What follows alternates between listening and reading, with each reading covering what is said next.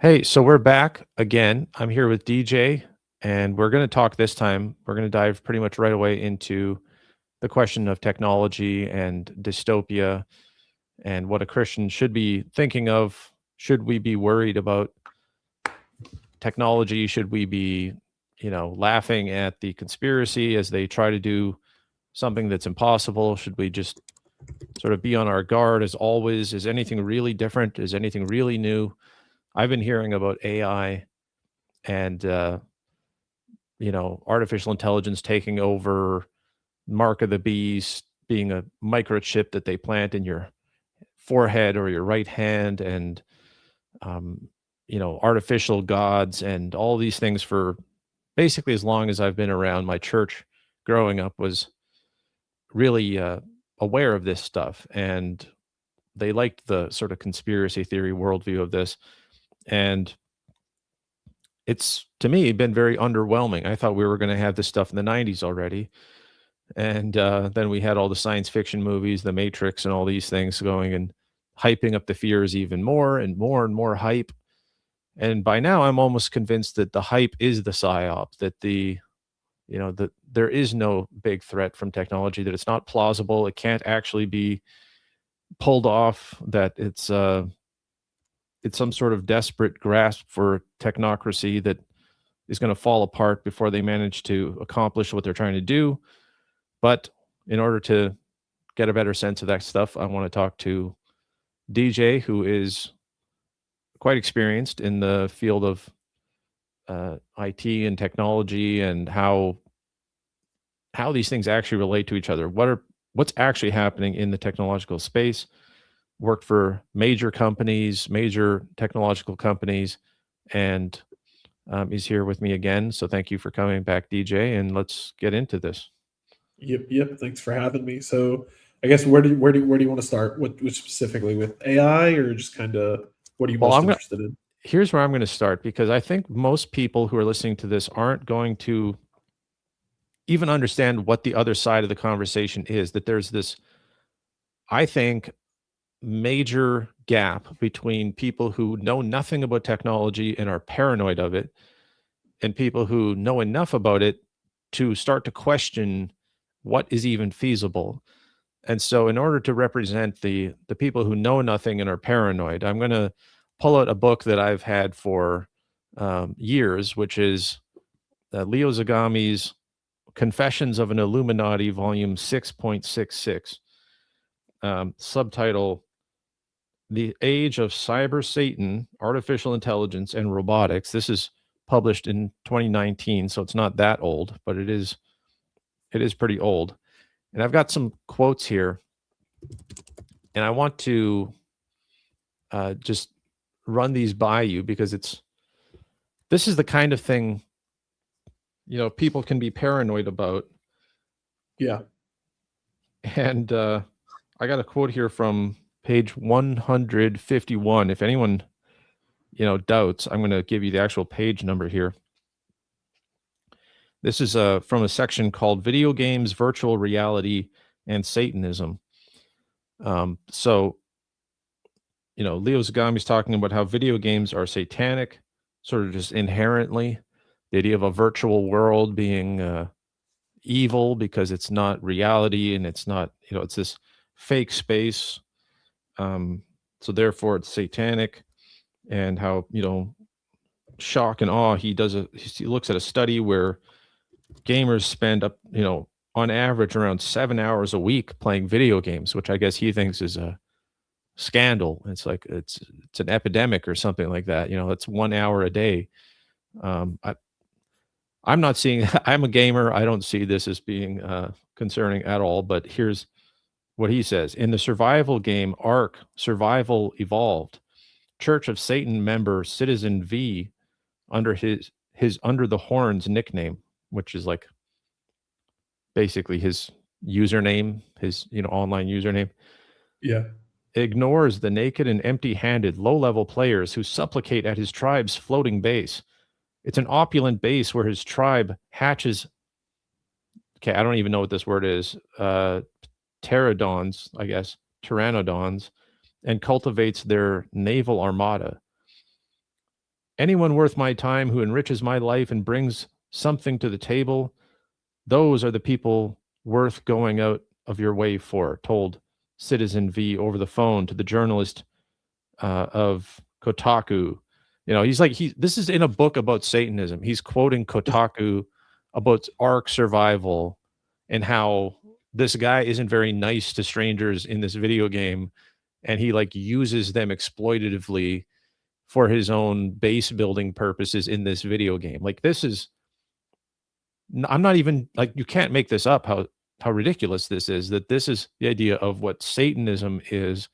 Ark Survival Evolved, and a guy not being very friendly and generous and Christian in his video game experience. He then talks about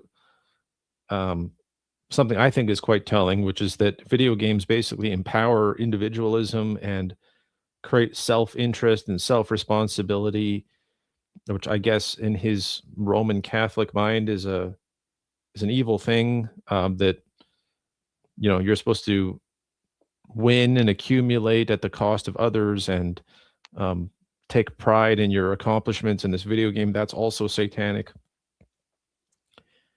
On the next page, he talks about Left 4 Dead. Here's a quote: Left 4 Dead, satanic. Call of Duty, satanic. Minecraft, mega satanic. These okay, so my take on that is that's silly. So, like, a video game in and of itself is not necessarily bad, but we need to understand, based off like our earlier conversations or with like maybe kind of the other stuff that I was putting out, is technology is always used to model something, even if it is not the thing you think it is. Like, even if it's not intuitive what it's doing. So, you know, you might be sitting here saying, like, oh, video games are evil and stuff like that. And it's like, okay, it depends on what's happening behind the scenes. We can see Pokemon Go. Everyone thought that was just like an innocent whatever game. Turns out it was training a geospatial model on how to interact with the world. So Yeah. you're basically being molested with that. And then as far as like Call of Duty and stuff like that goes, where else can you war game with no loss? You throw in any kind of weapon you want to model. How are people going to use it? What strategies are they going to use? So on and so forth. So it really just kind of depends, like, what is behind the video game. And then just kind of what I've been honestly like low key struggling with, because now I just can't help but see them as a waste of time, is its signature reduction. Like, even if right now, like, it sucks to suck in the real world, like, you need to be trying to like engage with the world and unscrew it up. And if you're paying $15 a month to like sublimate your need to build a home and have a family and participate in a virtual economy, like, all that is you literally like wasting your life and giving it to a machine. So Absolutely. So, like, I mean, and I would add, like, World of Warcraft. I was big into that for a few years. That ended up being, you know, not, it wasn't engineered to be a giant social engineering thing, but social engineers naturally became interested in the behavior of crowds.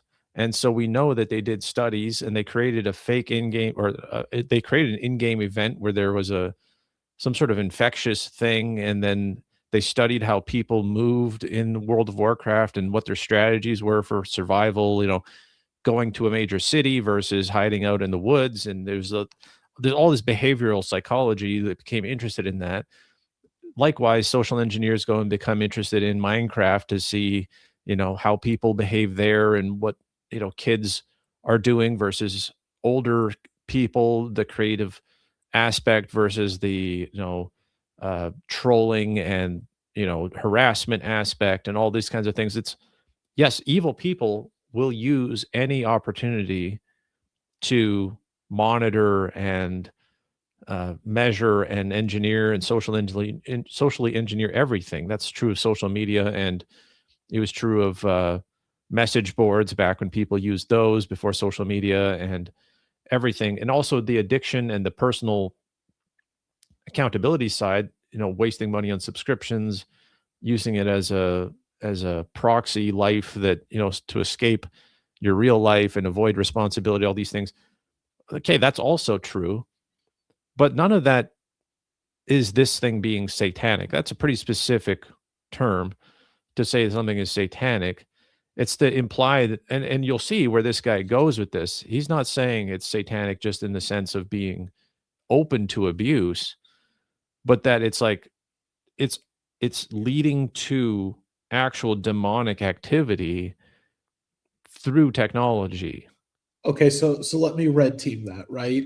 I'm talking to you from a device with an apple on the back of it with a bite bitten out of it. Yeah, Okay, so it doesn't take a theologian to understand the satanic implications of that is this computer supposedly represents forbidden knowledge. So sure. we're also kind of developing a concept of so I think the theme between our conversations and what I've been commenting on in the online space has kind of been that technology represents to both model and mirror things. So if he's saying it's satanic, to try to like charitably give that to him is look at the source of where these ills emanate from. So it does two. So it's like to me, it's two things. It's if we're kind of discussing the Black Writer having his scales and that largely meaning science and measurement and things like that, that does not happen outside of technology. Everything now gets measured into technology. So that is to say observed. So there's that part of it. And then there's also the okay, so if technology is like the two-way mirror piece of it, it's also the okay, what does that train you to do? So it's kind of like the example of if you use a MacBook Pro to look at pornography, there's theoretically a satanic undertone there, right? Is you're Sure. using forbidden fruit. I don't know. So that's just kind of my like weak maybe thought on that is we've really got to start looking at technology for what it's doing for us and how and if it's like even worth it. I agree. I mean, it's I mean, really, because I was around before video games were that advanced, Super Nintendo technology, and um, there was no online games at all. And I've read recently a book on DARPA and how they invented video games. They created the first video games, at least, they weren't publicly available, but they had simulation, centers where they would try to have tanks aiming at each other to simulate battlefields so that commanders could replicate specific battles in history that they wanted to be able to war game and stuff, because wargaming had been done on tabletop for for who knows how long, hundreds of years or whatever. And now um that's World of Tanks on your cell phone. yes, and so you can always look at how evil is using technology and is using advancements and progress. But I've had some of the most fun and you know uplifting and encouraging skill building things through video games as well. It's proven statistically that people who play at least certain games that are more challenging and skill based or strategic or puzzle solving type of things, solution based games where you have to sort of figure out and solve things, that they have better hand-eye coordination, they have better problem solving skills in real life. um, and like surgeons are the best surgeons are video game players. And um, let's say something like Minecraft or something, it's like you can have um, a completely like incel, life wasting, toxic, uh, no life person wasting their whole life playing Minecraft. And then you can blame Minecraft and say, see, Minecraft is evil. Look what it did to this guy. Well, that guy was going to do that anyway. He was just going to do it in a bar, or he was going to do it in a sports stadium, or he was going to do it somewhere else anyway. But now video games just made it convenient and fun and easy. Whereas, when I play with my relatives, we're all sharing and loving each other and having fun. And sharing our resources, and nobody's being a jerk at all. And then we get off and we go do our normal lives. There's nothing unhealthy about how we play it, because we're not those kinds of people. And so, and I would point out there. So, like, yes, you're bringing up an important distinction, because part of what you were saying, though, this incel gentleman playing Minecraft, is that not the kind of outcome Curtis Yarvin is talking about in his writing? Is how do we pacify people virtually? Sure. I mean, that's been a discussion for, look at Bertrand Russell, talking about the scientific outlook and how it's part of the eugenics concept, that there's just useless people that we should breed for different purposes. And, we don't need most people. They can just be drugged and subdued, and they just sort of passively consume and all this kind of stuff. Ideally, you would have everybody maximally engaged in society, and as a Christian especially, you would have them being effective in a sort of a spiritual battle even, and you would really have this highly intelligent, mobilized, organized citizenry that would never need a video game, because life itself would be so interesting and rewarding and stuff. So, that's the ideal. The more realistic thing is that we all have pretty extreme constraints on our lives. We're only a very few people are lucky enough to get into a position where they can devote themselves even to something more meaningful. And in the meantime, you've got downtime. And, I remember when everyone used to listen to the radio and watch TV, and that's how they wasted weeks of their life. Every year they would just tune in to this thing, and then and nobody questioned that. I don't see anybody, even in this book, nobody questions that was a waste of time. Like that was all good. Apparently that was nothing about that was satanic or evil or a waste of somebody's life. Is just zoning out and looking at a TV and watching 20 minutes of ads every hour. That was wholesome, I guess. But video games are uniquely evil in their mind, because they're baby boomers or something, and they don't understand that this is not good or bad. It's just another medium. It's artistic expression. Some of the best, most interesting, like, I was a Metal Gear fan. I did my analysis of how that actually has a bunch of social commentary in it. It was very educational. I learned about DARPA from Metal Gear Solid 1. You have to rescue the DARPA chief in Metal Gear Solid 1. I'm like, what is DARPA? And I look it up, and I'm like, oh, that's a real thing. They didn't make it up for this video game. It was actually a government agency. So I knew about DARPA when I was 13 years old because of a video game. And I learned about nuclear disarmament and genetic manipulation and gene therapy. And literally in Metal Gear Solid 1, which came out in 1998, there's a custom made virus that the government creates that is designed to be an mRNA, like, gene editing virus that they put out that can selectively give targets heart attacks and kill them. Like, and then like COVID happens, and I'm like, I kind of learned about this in 1998 from a video game. Like, it's, to me. So, have you heard of the Bruce Willis movie? I think it's Red Monkey. If you're talking about 12 Monkeys. 12 Monkeys, maybe. Yeah. Brad Pitt is in it as well, I think. Yes, and they're in it singing a song. That's just kind of my point. Is it's wild how you see these themes throughout TV, movies, video games, whatever. Yeah. So let me get to the next quote here, because we're gonna run through some. I have like 5 examples here. Sure. So the next one is Leo Zagami here talking about sex robots, and how he says today's sex robots are essentially realistic dolls that have sophisticated movements that closely mimic humans, so they can have full sexual intercourse. The robots have hyper-realistic features such as built-in heaters to create the feeling of body warmth. He goes on to sensors and how they respond to things, and how there's different AIs that are trying to imbue these sex dolls with personalities and to create, Bluetooth speakers that can connect to computers that will blah blah blah. Um, and again, for anybody who's actually doing that, Yeah. gross, degenerate, bad for you, shame on you. But what is that? 0.001% of the population or something? Like, it's not an Yeah. epidemic.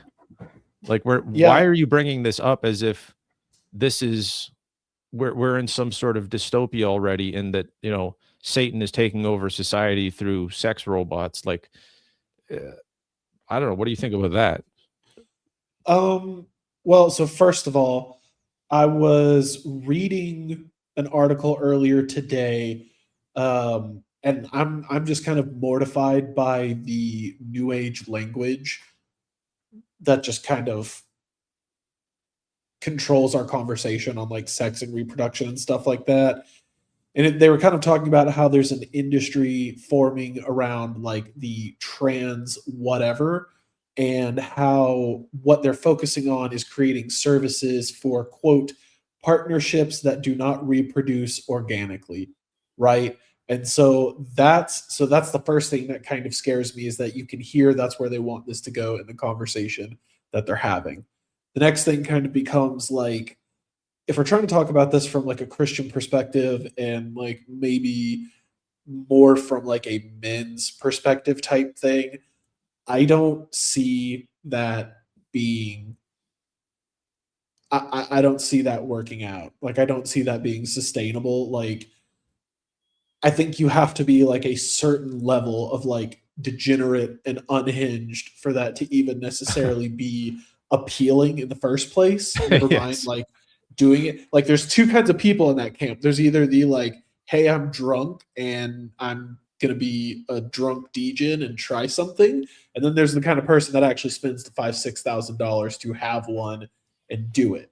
But Yeah. so to kind of like make sure I say something constructive there, I think kind of the point is, so without necessarily being like, to share my Christian walk with this, is I think it will get to a point where even if you are a secular man, you are going to quickly understand how unfulfilling and unsatisfying that is. In the same way that like masturbation and pornography are an imitation, and I don't know, just really at the end of the day not worth it. I don't think you should further inflict dysfunction on yourself by pursuing that.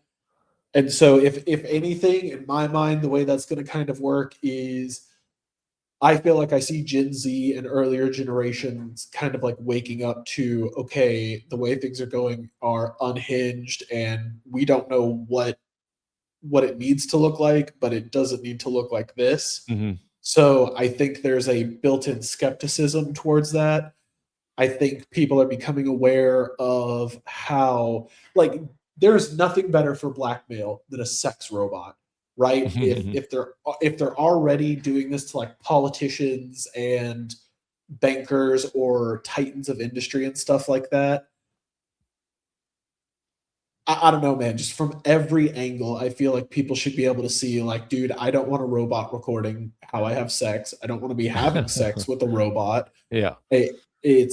It's just Well, all kind of stuff. people are sexting with Chat GPT now and stuff like that. So you can see they're trying it just through not even having a body, just through a purely chat interface and stuff like that. So we know that they're like, this is what I find interesting, is that, this book was written in 2019, or at least it was published then. He's creating a narrative, right? This whole thing is about building up fear about a demonic takeover of society through technology. That it's not just that there are people having bad habits and making secular, not necessarily rational, but just, let's say, irrational decisions based on what's available to them in technology, and that capitalism or the forces of industry cater to the lowest common denominator. That's a whole separate discussion from what this guy's setting up in his narrative. That's a real discussion around, benevolent versus exploitive forces in our economy. This is a discussion about a conspiracy at a high level to draw people into a literal demonic world of spirits. Here's the next example from page 174. At least that's where you can see the poster for this movie that came out in 1981 called Evil Speak. And this is, no one's ever heard of this movie, but he pulls it up as an example here of a computer hacker who is using his computer to summon demons and destroy people's lives. And we're talking about 1981, so this is pretty comically early to be, Scary, serious fear mongering around computers. I mean, this is yeah. a baby boomer's idea of how computers and evil works, is that some guy who can use a keyboard and looks at a screen, and you don't know what he's doing, but it must be satanic because he's sitting and looking at a terminal somewhere. And anyway, if anyone wants to look up Evil Speak and look at the trailer, I haven't looked it up yet, but I'm going to guess it's pretty lame and doesn't really represent anything except a willingness to exploit people's fear around computers in 1981. But this guy's literally using it in this book that you would think is supposed to be credible as a Confessions of an Illuminati, that this is, a meaningful indicator of how society is going to be infused with demons. And let me just skip right to the next one here, because he literally says in 1989, he's got a timeline here of, pertinent events going back to literally the time of Christ, 1 AD, trying to map out the satanic timeline of events. And so he's got all these major milestones. And then there's one in 1989. Tim Berners-Lee, a British scientist, invents the World Wide Web while working at CERN. Some New Testament scholars say soon after that, the WWW in Hebrew could be numerically interpreted as 666. The Hebrew equivalent of our W is the letter Vav, or WAW. The numerical value of Vav is 6. And so this is how he's leaping to the conclusion that the WWW that people used in their browsers to access websites, the World Wide Web, is the 666 from Revelation.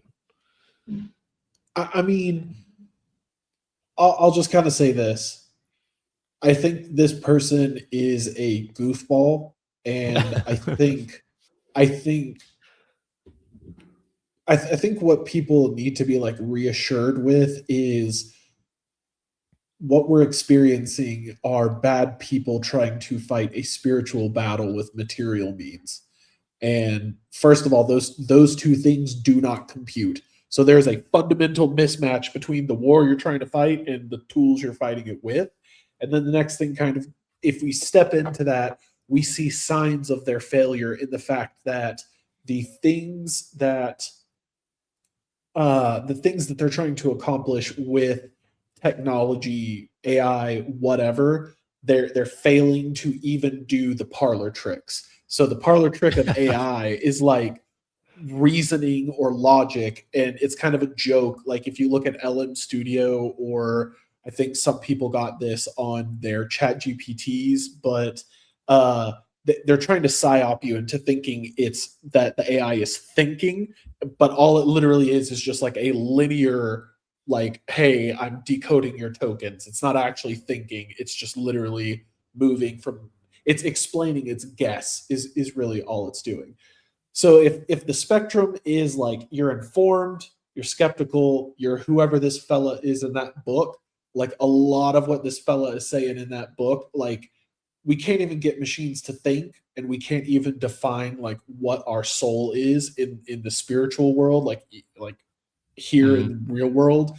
And you somehow think that this thing that we don't even understand in real life, we're somehow going to translate that into technology. That's just not going to happen. And to maybe like less ignorant that, Um, on Geopolitics and Empire, there was a gentleman. While you're looking that up, I'll just say that I was part of a podcast, I think last year or maybe it was the year before, but where they were talking about generative AI and Midjourney and these image generators. And there was a lady on there, again, older, didn't understand technology, but very well intentioned. This guy, too, he actually has some very good insights when he's staying in his lane and he knows what he's talking about.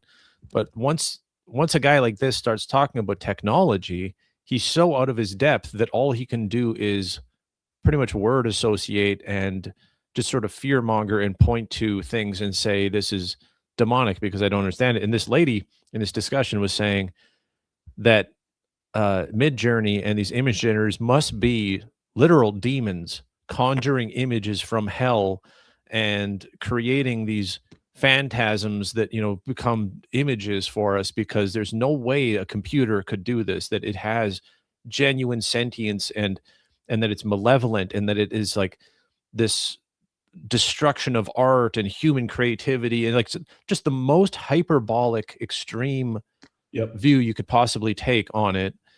And this was like back when Midjourney couldn't do hands and it was screwing up everything. And it was just like I had to try to gently debunk her on the podcast in real time and be like, come on, this stuff, we actually do understand exactly how this is being done. You can run it from your own PC with no internet connection. It's actually just a process. And some very smart people have engineered algorithms to be able to do stuff like, and we've all been collectively training it through, the way that Google image searches worked and the ability to identify and label everything and like create the word associations for the prompts that would then create certain images and the training model data and all this stuff. Like, and she just didn't want to hear it because it felt better to reject the technology and to reject it specifically on spiritual grounds, not as a nuanced technology that could do good or bad, like every other technology, like cars or, missiles or whatever. They're not necessarily evil or good. But this was like uniquely satanic and that actual demons had to be doing it because she didn't understand it. So I'll throw this out there. I think one thing, it depends on what your definition of a spirit is, what your understanding of a spirit is I guess like how you could say what I don't think spiritual things manifest through technology. I think that's like a purely human, like in this world type thing there. The next thing kind of becomes, I wonder if people do that because that's their sense of security. It's the devil they know, and if they can attribute it back to Satan, they ultimately feel comfortable and therefore like pacifiable in that respect. But the gentleman's name was Jobst Landgrebe, JOBST LANDGREBE. And he wrote a book that I read called Why Machines Will Never Rule the World. In between that and the podcast, he pretty much makes it clear, like, we don't, as human beings, we don't have the intellectual capacity to like model our reasoning. It's not something we understand with math how to put into a computer. So everyone's worried about like sentience, AI, souls, things like that. And I guess I'm bringing these things up to kind of like reinforce your point and hopefully try to talk people back down from the ledge of the book we're kind of critiquing against is fear, and exploring bad ideas is part of the plan. Like that's part of the play. Like the bottom line is so one of the things you wrote that stuck with me and that kind of informs me day to day is the guilt, the satanic guilt, and the have fewer opinions. And I think part of this, I mean, critique this thought if you will, but I think the solution needs to be like, if you have a fear or a worry about something, then you need to go out into the world and engage with people, things, systems to understand if what you're afraid of is tangible, real, or not. Don't go into the online space that's algorithms manipulation and whatever. Um, and then the next part is just so engage. The second piece to that is you need to have fewer opinions. Like if you trust Christ and you're Right. like rooted in your faith, it is sufficient for you to say, hey man, excuse my French, I don't know if this is cussing, but that shit freaks me out and I don't understand it. And between now and the time I come to peace with that, I'm going to give it up to the Lord that whatever's going on there, he wins in the end. So ultimately, I'm not worried about it, but this is something I need to address. You need to have the strength of Christ with the resolve to like do something about it.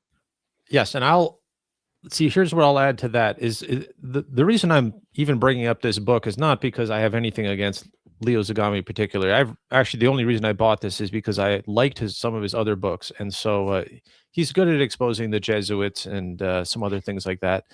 And he does have genuine insights. I usually learn something from everything that I read from him, but he is always creating a narrative, and he's representative of a whole side of this discussion that is creating a narrative of fear, of fear mongering, of exploiting people's fears, and then in the process discrediting Christianity and discrediting this Christian.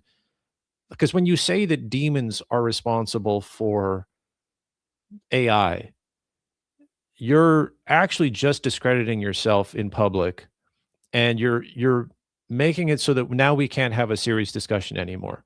Yep. Like, you think you're being extra serious, you think you're kicking it up to the next level of seriousness by saying, no guys, this isn't just wrong ethically, and it's not just dangerous, psychologically. This is an actual spiritual battle against real demons that are coming through my computer screen to attack me. And at that point, you're a clown, trying to have a discussion in a real venue of serious people. And I could be as guilty of that as anybody when it comes to a topic that I know nothing about. And so that's why I say, let's try to have fewer opinions, look into things, be skeptical, try to reach out to somebody like yourself, maybe, or, there's a lot of people who understand this technology, and how it all connects together more practically. Every time I listen to an engineer talk about something, it reduces my fear.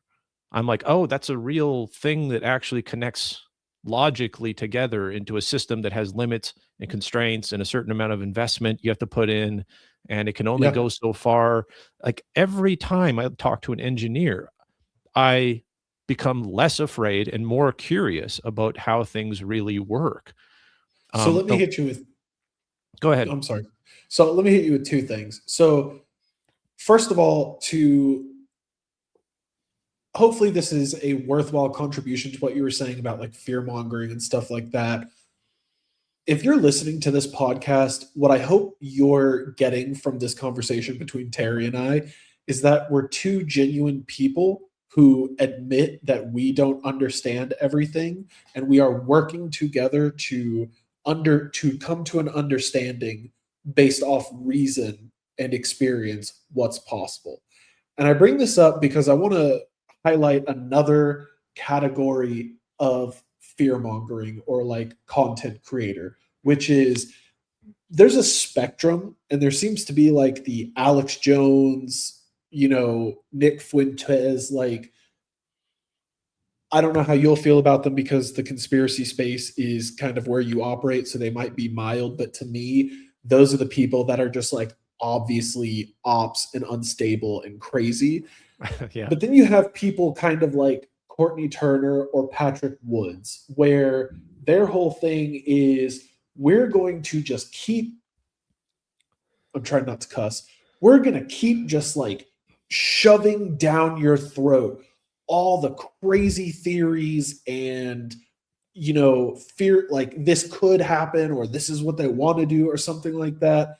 But their content ultimately offers no substance. It's the analysis of ideas from dead degenerates, or it's the kind of like it's like they position themselves as, oh, I'm on your side because I'm telling you what's up. And it's like, no, man, all you're doing is throwing like anxiety and noise into the signal. Mm. If what you're doing is, oh man, this technocracy thing is scary. They might be doing this. Go subscribe to my Substack for $7.99 just to feed yourself with that anxiety drip. I, I'm not so much trying to crap on Courtney and Patrick as I am trying to give They're your actually good audience. examples compared to what else is out there. But yes, I see Well, what you mean. I'm really just trying to point out to your viewers, like, try to think, try to like subtextually evaluate what your sources are doing for you, because they might be well-meaning people that don't have the answers to things, but like you as a Christian or a man in the arena, or even as like a secular person with a sensible head, need to be able to realize, like, dude, a lot of this stuff coming into me that's online and free is either people without solutions or people that are selling anxiety to fuel a feedback loop, marketing funnel, content funnel, whatever you want to call it. That's just my Yeah. thought. I don't know how you Yeah. I feel mean, about that. I'm constantly resisting the urge to pump fear into, not an urge that comes from like, because I have a lot of concerns. I look at Courtney Turner's stuff, and actually she's done some really good journalism. That's the thing. Like, in, like, let's say Candace Owens, Tucker Carlson, whatever. Throw in like all these different names. Almost always they have something that they're good at, that they actually know a lot about, and they have really good insights in. Patrick Wood would be a good example too. And the problem seems to be that when it becomes your full-time job to only feed people you know, the worst case scenarios and these, um you're supposed to be like a watchdog or be vigilant to watch out for what's happening, but you just need to fill a certain amount of time per day or per week. You have like a quota of commentary you have to do. It's just inevitable that you're going to run past the boundaries of what you actually understand. Now you're just going to get into speculation. Now you're going to get into fear and all that stuff. And unfortunately, even in my case, when I do post something that is sort of like a big warning, or it would be closer to that, I get way more engagement than if I do a more nuanced, small, or more personal thing, or more just a spiritual discussion that I think is more edifying and useful. People love fear. They love being. It's an addiction that people can have. And I'm So just going to throw this out there. I don't necessarily believe that's the case. I believe the algorithmic intermediary, let's just call it, is the thing. So earlier in like the 2010s, like the early 2010s, I think it was somewhere around there, was when we started realizing like social networks were gaming us. And you remember how Facebook got caught out manipulating their feeds, and Spotify, same thing, they're doing sure. that. So I don't necessarily think, so when we're talking online and having these discussions about people blah, I don't necessarily think the first order cause of this is people. I think Oh, I it's see. the algorithm knows this person is at this level of, understanding or whatever. So and I have like a thought about this with shorts, if you're interested in exploring that, like YouTube shorts, TikTok shorts, whatever. But I don't think it's first order. People like to feel anxious and fear and all this jazz. I Mm, think it's the algorithm learns what's important to you. That could be medical health, that could be tech tyranny, that could be like issues of like government and geopolitics. Like, it finds your angle and then adjusts your anxiety sure. appropriately. I think that's an interesting point as well, because essentially we can be conditioned to, and that's what social engineering is we can be conditioned to, um, and the conspiracy theory space is a perfect venue for that, to be paranoid and therefore engage more. And what they really want is engagement. And so they find ways to promote that which creates paranoia. And therefore it creates a loop of constantly needing to be informed because the end of the world is around every corner and everything is like, you can see how that's just engagement to the max. Like you're having existential crisis every day, that you're constantly trying to solve. Whereas if you just literally didn't use the internet, you wouldn't even know this stuff is happening. It wouldn't affect you, and you would have no reason to be alarmed. I'm going to skip to the last thing here in this book, and then I want to get into, we can get into the more what's actually happening, okay? And where it fits into a bigger picture of prophecy and just technology and all that kind of stuff. So you were talking about fighting a spiritual battle with material methods. And for what it's worth, this book ends up arguing that there will be a cyber Satan, that Antichrist will come back as a machine robot that is demon possessed. This is a very common view, actually. It's shocking how common this view is, that the Antichrist will be a robotic machine that is demon possessed, and then will mind control everybody who takes the mark of the beast, which will be a neural implant or something that can mechanically interface with your brain. And ultimately, his solution in the book is a classic 1614 Roman Catholic exorcism. And the last 100 pages of this book, or 50 pages, is teaching people how to perform Catholic exorcisms from the 1600s. On computers? On computers? On computers. Oh, goodness. No, I mean, this is what I'm telling you, DJ. This is how bad. That is not it. So, you thought this was leading to, I don't know what you thought this was leading to, but this is leading to a guy saying that literally that the Latin verbiage from the 1600s has a special magical power that demons fear, and that he literally compares, he has a chart that goes on for several pages comparing the 1614 rituals to the 1999 revised standards that the Roman Catholic Church put out, and how in the original 1614 version there were more words and they did the sign of the cross more often, and that the Vatican has weakened the exorcism ritual, and he's trying to get people back to the 1600 standard. And he has a whole chart here about how there used to be So I don't know if this is how this works, but audience, what virtue do you think you have to cast out demons, regardless of whatever ritual you think you got figured out? You can't even get your shit straight day to day, and you think you have enough virtue inside you, like you're an apostle, or because my understanding is Jesus granted the apostles certain powers to exercise demons in his name, heal sickness, things like that.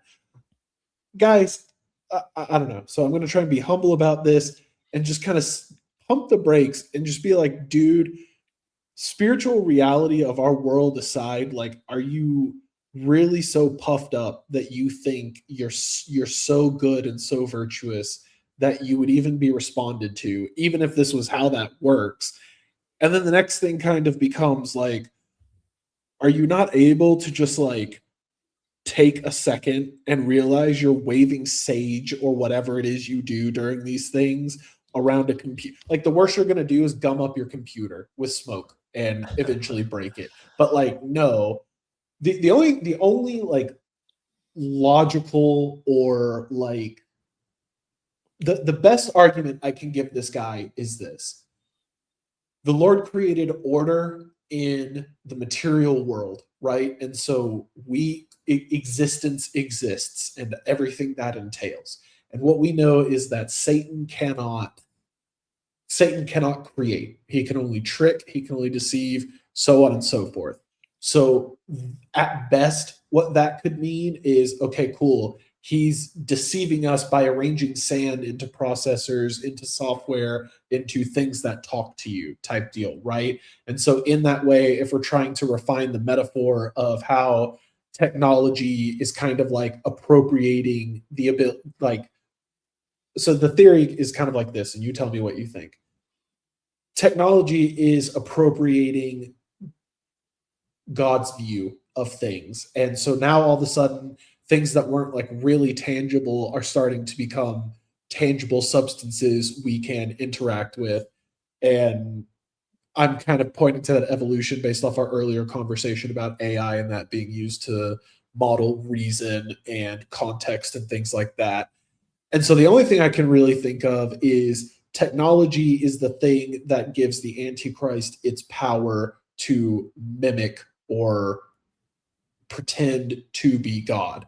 But like again, it's material, it's infallible, and the best minds in the world cannot figure out how to make technology do the kinds of things because we fundamentally do not understand them. We are trying to take what is spiritual about humanity, our intellect, our heart, our emotions, our ability to think, and make that material before we even like understand how that can work. And my understanding is that field of science itself, like actually, you know, understanding what's going on in the brain externally through like brain waves or stuff like that, is still like very, very, very new.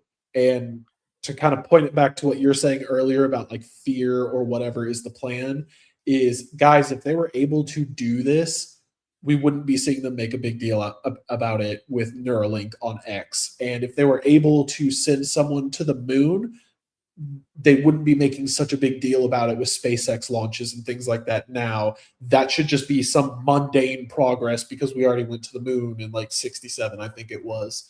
So like, I guess I'm trying to bring this up to reinforce your earlier part that like, yes, they keep hyping you up and telling you this is what's going to happen and this, that, and the other. And it always like, dude, we don't have flying cars. We have Teslas.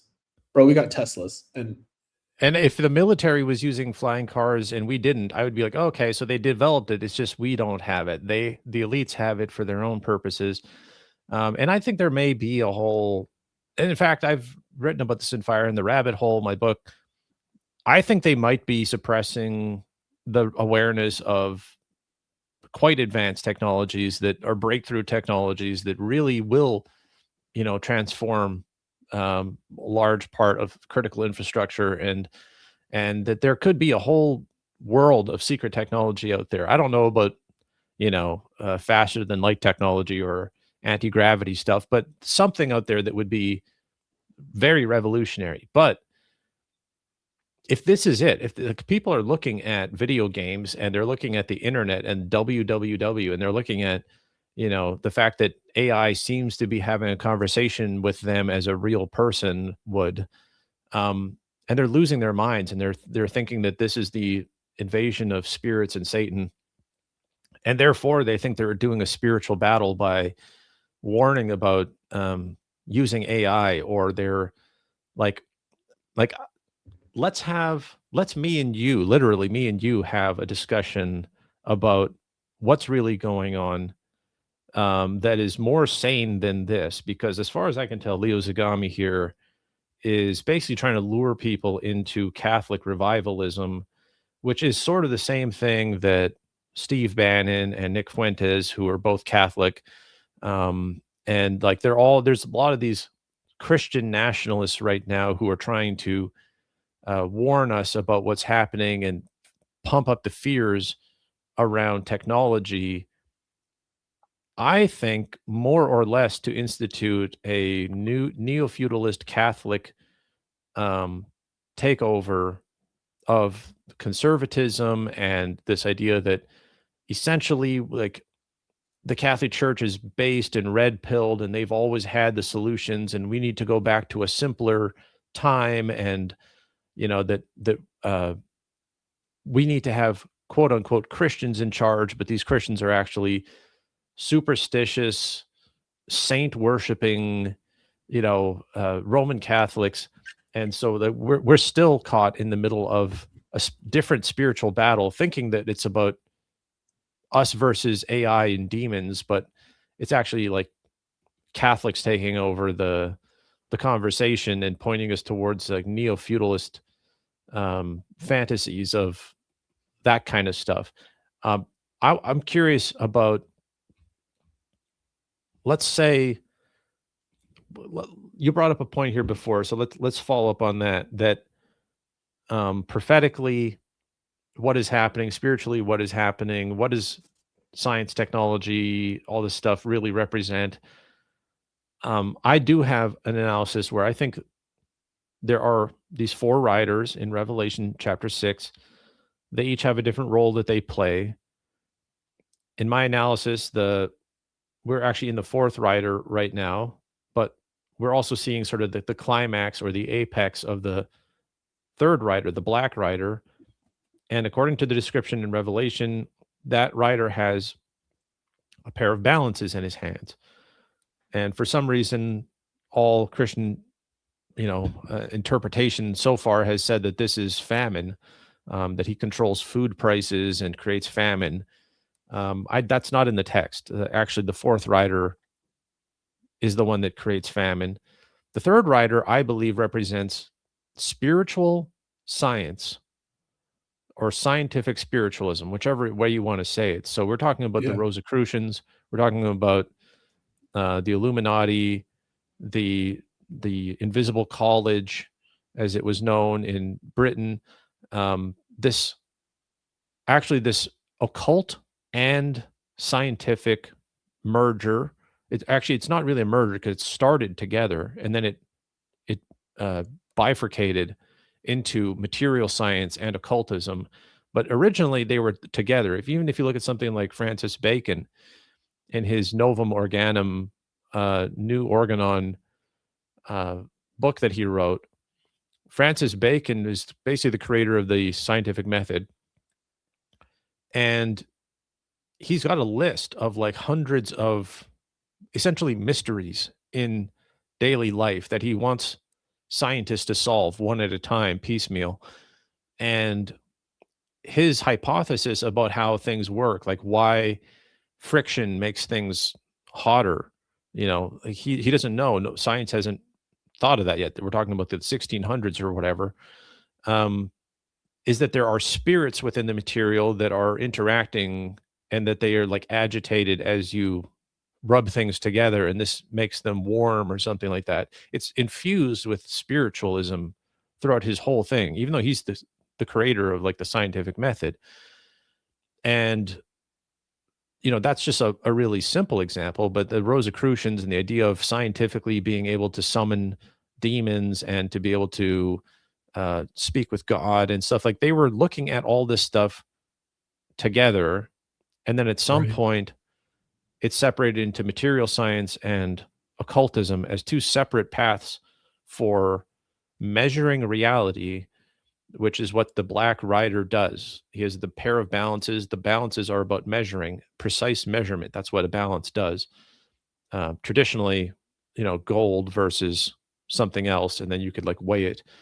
But so this idea that now we're at a point where technology is so advanced, they basically want to merge those things back together, have spiritual, occultist progress and spiritual science, which is really embodied in the New Age and the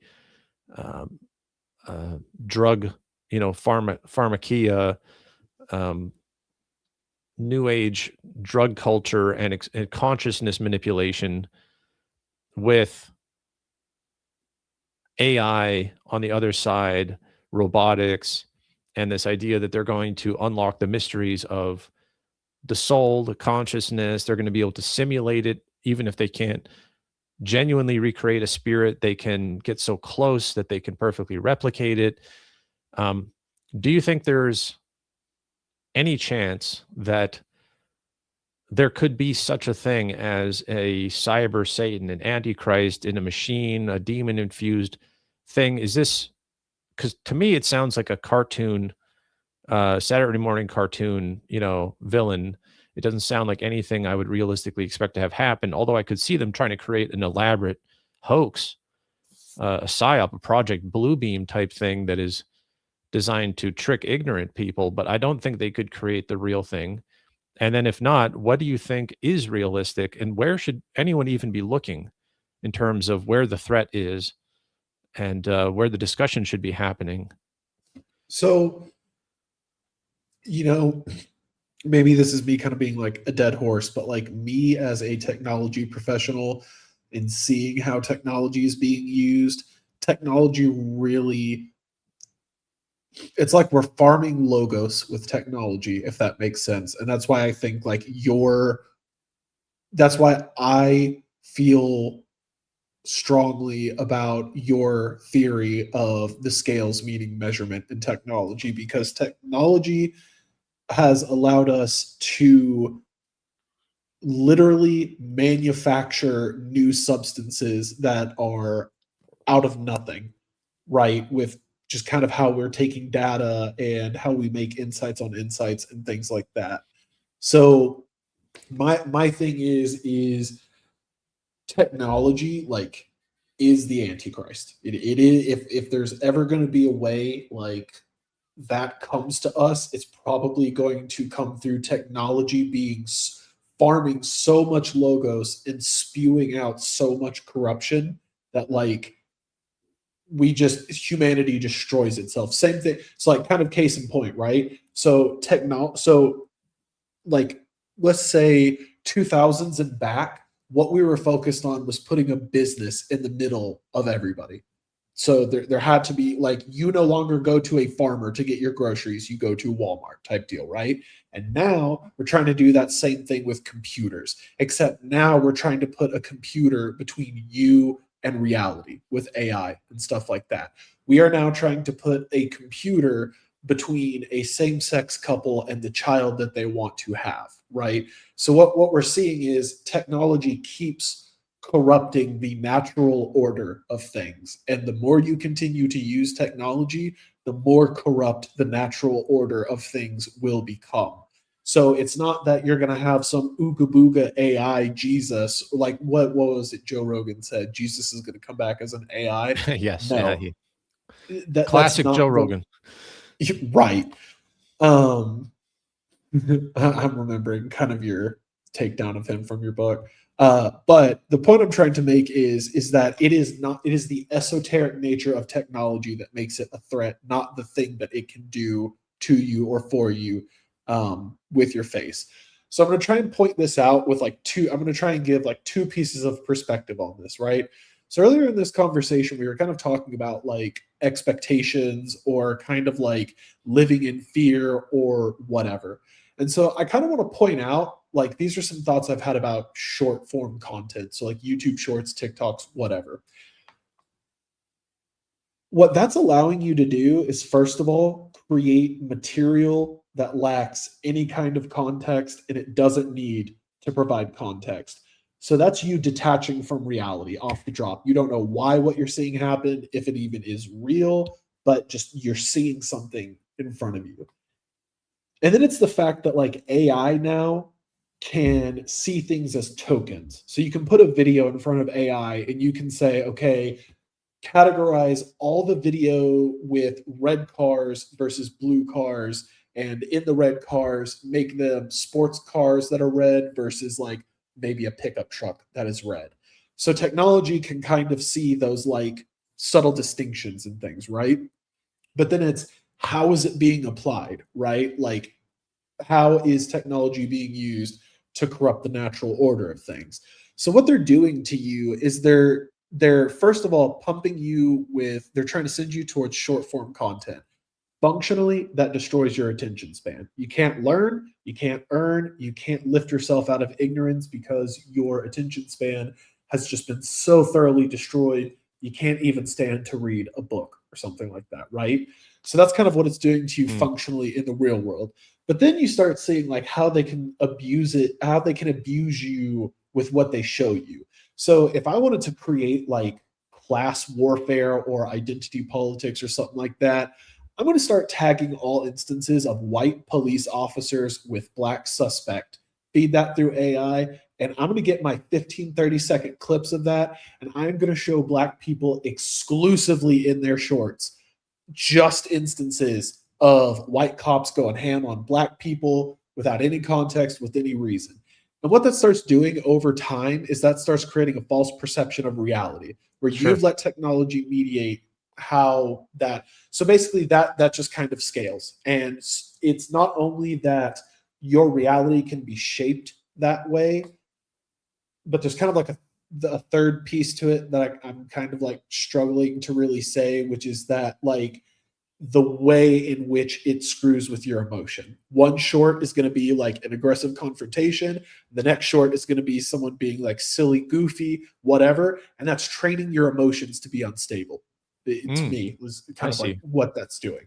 So you can kind of see like you think you're just, looking at something innocent with shorts, but the way it can be harnessed and what it may or may not be doing outside of its face value, just like we were saying with Pokemon Go being used to train a geospatial LLM, you don't know what the agenda is under the technology. It is there, so you think it's normal. So this Same thing is, kind of. Yeah, go ahead. well, I find that interesting. Can I ask how old you are? Like 33. 33. Okay, I'm 38. And so we're not that far apart, but I work with younger guys, and you're absolutely right that their attention spans are destroyed. They can't read books. They can't even follow an hour-long show. I mean, I try recommending a show to them, and it's like, yeah, I started watching it, but whatever. Yeah, I couldn't finish it. It's like, and they're like scrolling on their phone as they're like, so you're right. There's the dumbing down element of it. There's overexposure. There's the emotion. And yet at the same time, a guy like me, I love TikTok. I use it a lot. I used to have a big platform there. And, I think it's actually helped me tremendously. And my algorithm is good and informative. I don't need much more context than what I'm getting, although I do have videos in there that I find, they're not all 60 seconds. Sometimes they're 6 minutes. And it's just the right amount and there's people there who are essentially doing investigative journalism.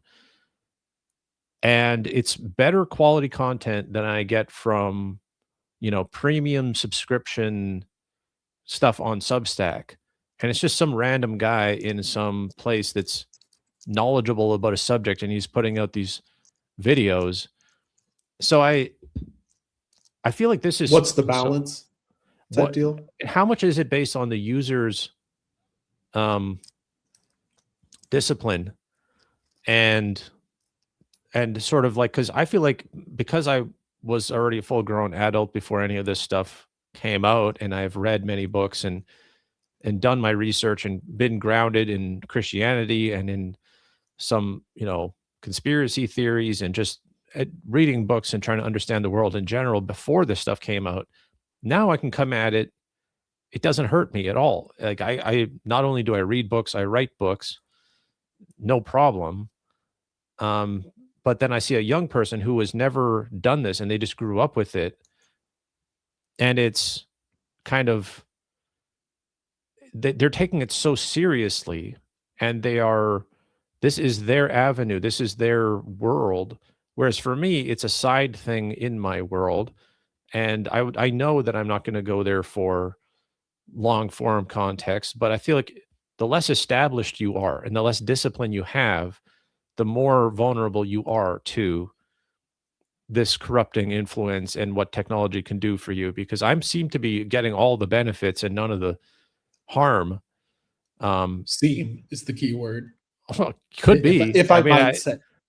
Okay, so let me hit you with this. So the reason why I feel like your experience might be different from the younger people's, because I was even thinking about this on a walk like 2 nights ago, is y'all have a fundamentally different nature than myself and the people younger than me. So when you guys were growing up, computers were probably just starting to become affordable. and what they were was basically just information retrieval systems. They were not video game consoles and science stations and things like that. So during your formative years, you were still relying on payphones and books and like tangible stuff. When I was growing up, so around the 90s, I was in that sweet spot basically due to like my financial, like our family financial situation. Like we were not super wealthy, so we weren't on the cutting edge of things. So I still remember using payphones and like having to call my parents and reading things from books. And like I said in our first conversation, I got my first computer out of a trash heap. So like that should kind of tell you. Mm-hmm. So to me, like I still remember a time before technology was so pervasive, and I remember what it feels like to connect with people as people. The younger people, you got like we really don't try to understand what's going on with them well enough. I think is they're born into a world where iPads roll off the factory line ready to sign into. That's how figured out everything is. It's frictionless. It's just in there now, right? Yeah. So they have not students, because everything's being taught with like Chromebooks, and like for me, like when I was in my charter school, dude, I was showing up to a building to do an iLearning platform. It was some like MS DOS, something horrible. Like, and I dead ass, I was literally just showing up to that building to use a computer. So these kids don't have a tactile appreciation for what it is to like go sit at Starbucks for an hour or two and write out your thoughts and try to be sparing about what to really think out what you're trying to say, because you only have so much space on the page, if that makes sense. Sure. Yeah. Yeah. All they can do is just like type into their phones. So there's that bit. And then the only other thing I would kind of say is the other problem with this is like there's nothing there to pull them out of it, because we as the like intelligentsia, or the people who are thinking and talking about these things, use the precepts and terms that are given to us by the system that hates us. So instead of us just saying older people, my seniors, something like that, we use the category boomer, Gen X, Gen Z, whatever, and we reinforce the cultural divides between the generations. And so if we're going to try and say like, look, dude, I don't have all the answers because I'm a millennial and education started taking a crap around the time that I was going through the education system. But I can tell you, so like to try and be honest for your audience, so there's like something relatable here.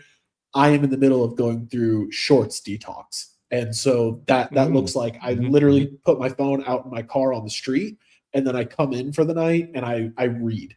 It's either my Bible or my e-reader. And it's not easy, but the more I read and the more I engage with content at my pace, the more sophisticated or worthwhile my thoughts become.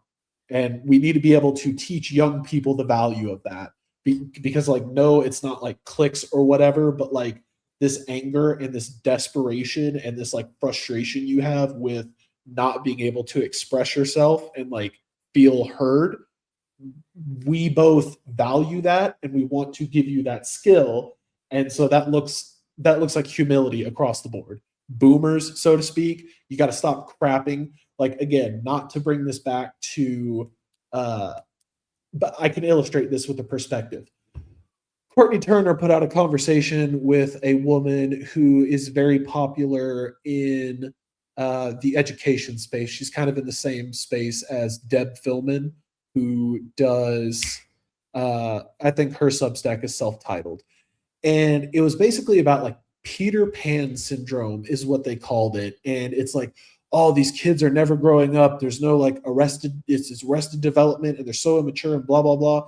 And it was just like an hour and some change of two individuals significantly separated by years from the group they're talking about just like how garbage these people were. Compare and contrast that with Hervoye from Geopolitics and Empire, had the exact same guest on, and this is on my wall, so I can provide receipts for this. And the conversation was less about like, yeah, dude, like youths suck. They're not working. They don't have jobs, blah, blah, blah. And it was more, the conversation was more focused on, okay, like yeah, dude, they're being failed at school and we need to teach them to read. No wonder they're not getting jobs if they don't have cars and the things they need because they're unaffordable, blah, blah, blah. Hmm.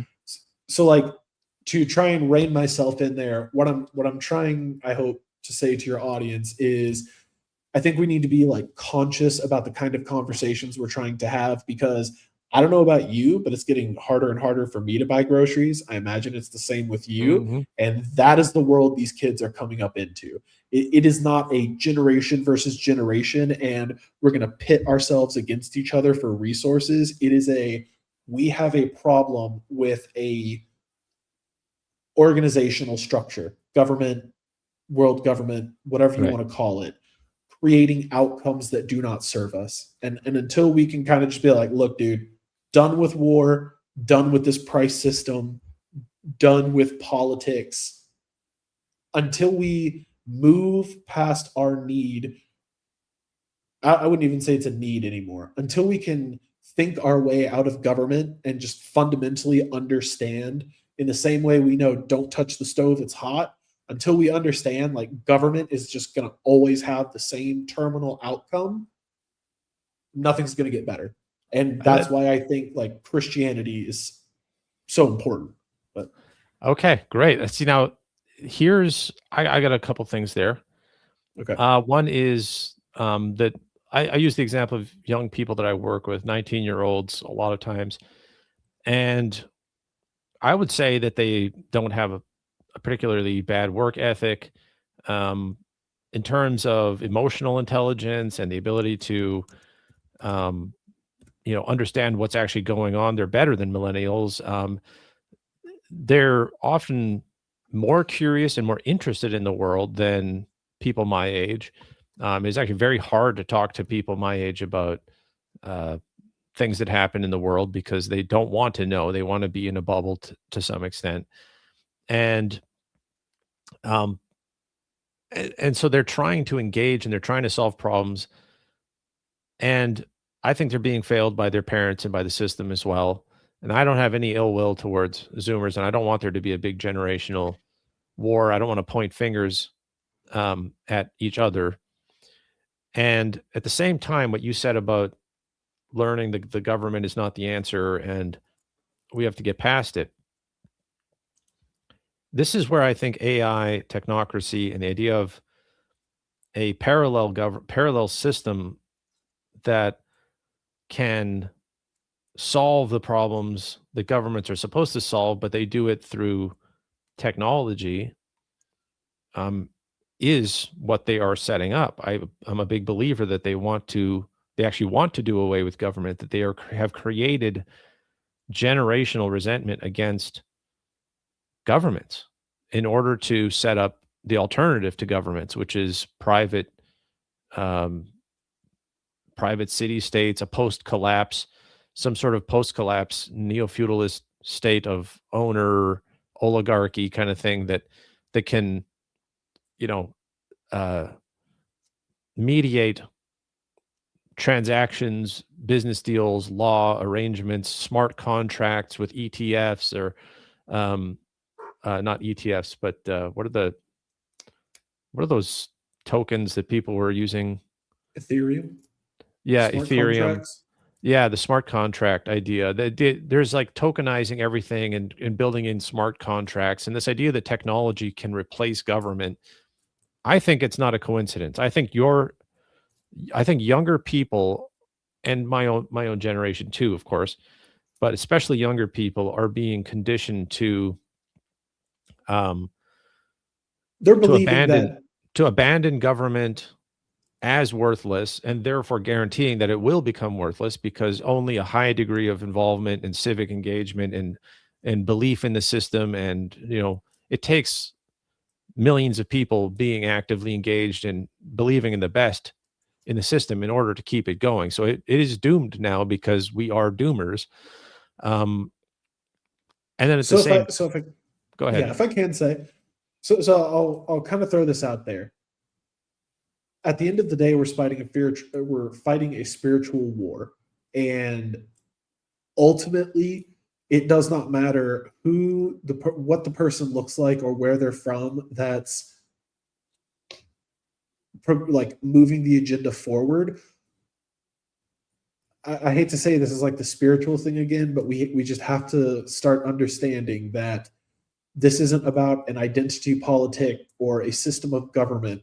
Ultimately, what we're trying to figure out right now is what is good and what is bad, what is right, what is wrong. Like how are we going to move forward?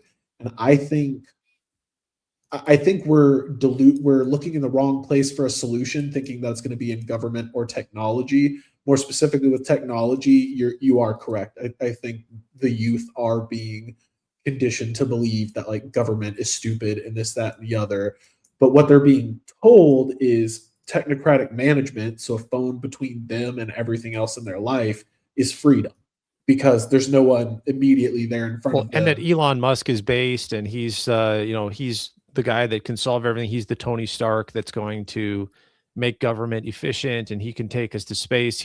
They're literally setting him up like sector by As savior sector figures. to be a savior figure that is like, okay, what is the government sort of famously only the government can do? Well, the government put a man on the moon, if you believe that. Well, Elon Musk is doing that in his own private space company. Well, what else did he? Well, the internet and stuff. Well, he has Starlink, and like he's being set up to be I personally believe Elon Musk has never invented anything, and he is just a complete mascot for DARPA. I But agree.